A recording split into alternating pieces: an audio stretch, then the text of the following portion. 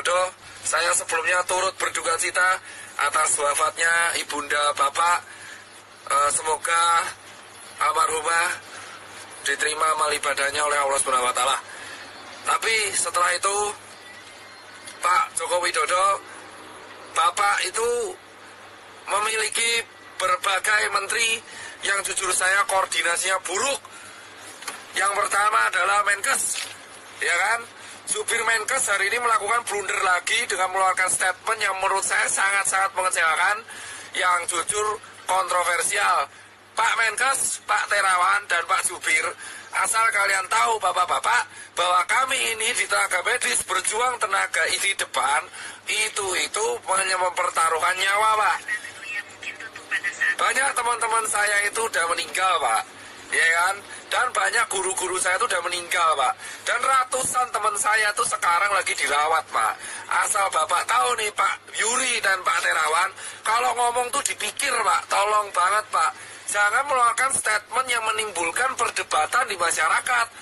Anda itu di BNPB mengeluarkan statement barusan, yang miskin menularkan yang kaya. Itu gak jelas, Pak. Jangan pernah membenturkan penyakit dengan status sosial di masyarakat.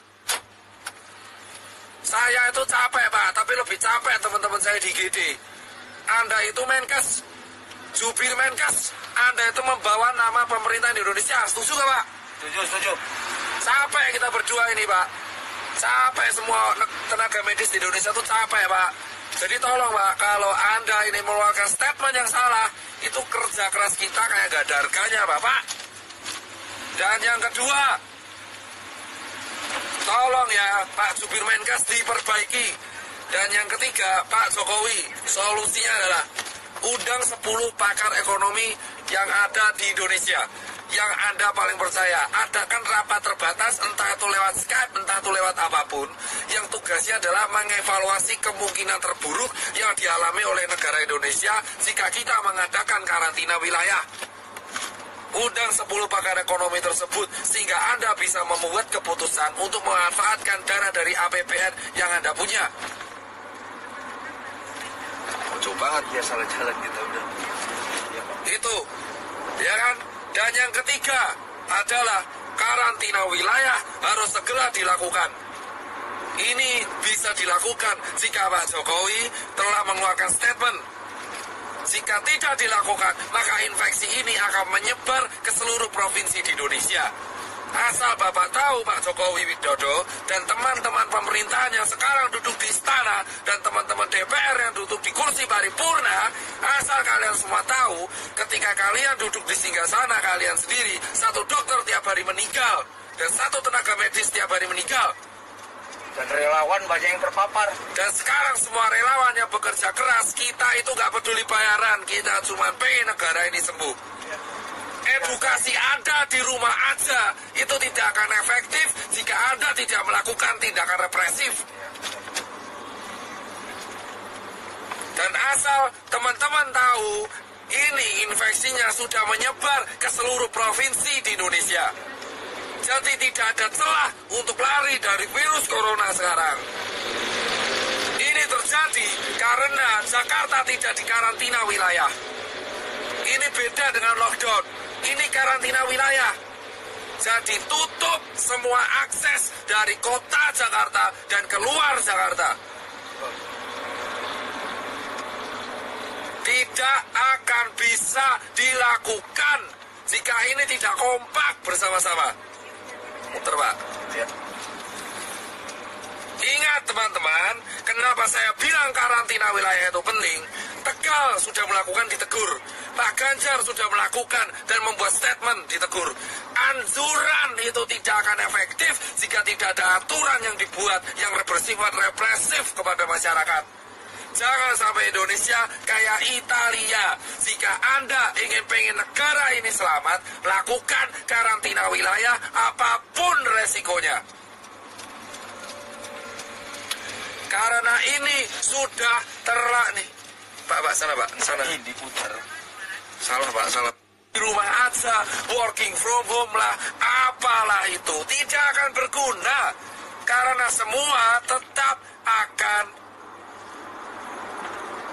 karena semua tetap akan berantem, bosku. Ya kan?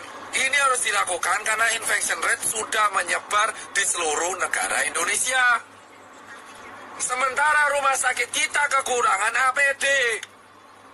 Ambil kiri, Pak. Saya nggak mau tahu, orang mudik itu bisa ditahan kalau ada aturan.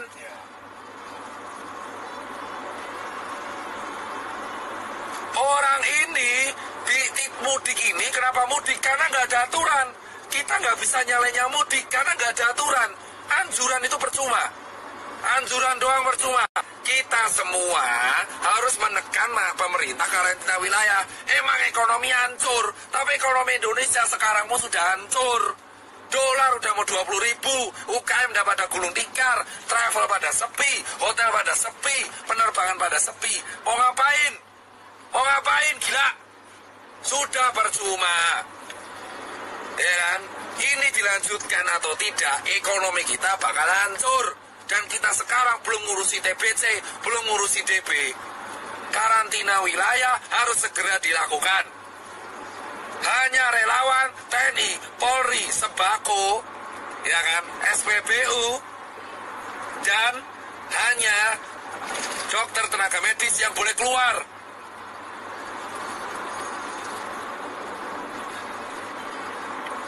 Ya kan? Emang capek saya, tapi saya lebih capek kalau lihat orang infeksi tambah terus tiap hari. Dan itu potensi meroket di bulan April. Yang mati tiap hari. Sekarang yang meninggal udah mau tembus 100. Dan yang infeksi udah 1000. Ini bisa puncak Ramadan. Kalau kita mau selesai, satu-satunya cara yang bisa menekan adalah menahan migrasi orang-orang, menahan perpindahan orang-orang, sehingga infection rate bisa dikontrol di kota tersebut, sambil tenaga medisnya menyelesaikan masalah. Jika Anda tidak menyelesaikan masalah dengan hanya anjuran di rumah aja, seperti yang dikatakan staf sus presiden, itu omong kosong.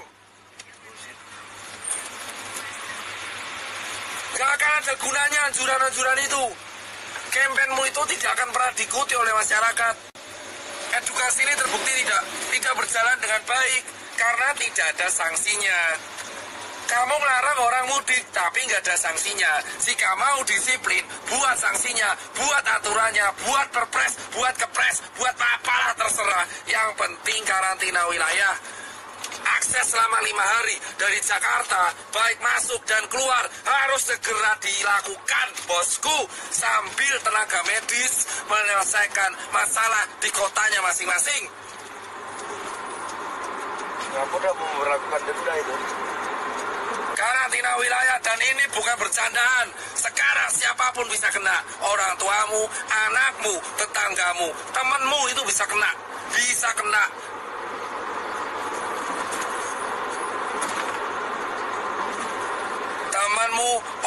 Temanmu siapapun bisa kena sekarang, bos.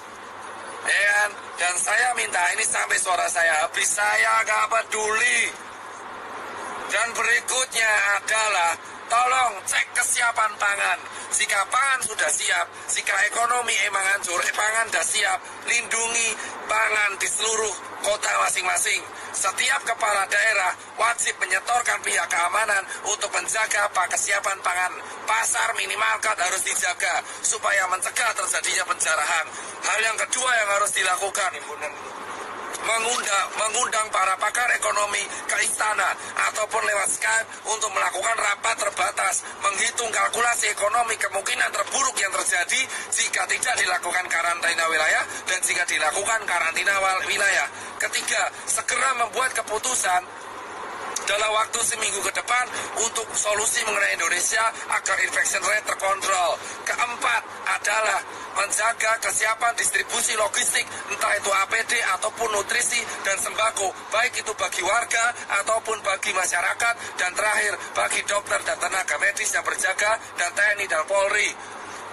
Dan berikutnya adalah undang-undang karantina harus diaktifkan. Segala kesiapan pangan masyarakat